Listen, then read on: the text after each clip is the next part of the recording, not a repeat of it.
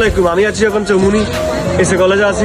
এখান থেকে অনেক স্টুডেন্ট দেশ বিদেশে চান্স পায়। এখানে নোয়াখালীটা ঐতিহ্য, এই কলেজটা নোয়াখালী ঐতিহ্য। আমরা এখন এই কলেজে আপনাকে আমি দেখাবো কি আছে এই কলেজের।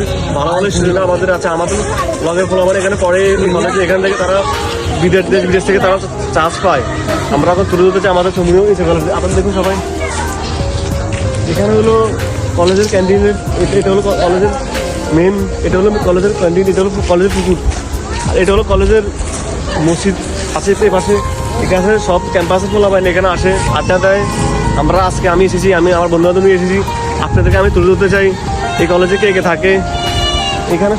এখান থেকে সব পোলাপাইনে, এই ক্যাম্পাস থেকে সব পোলাপাইনে এখানে আড্ডা দেয়।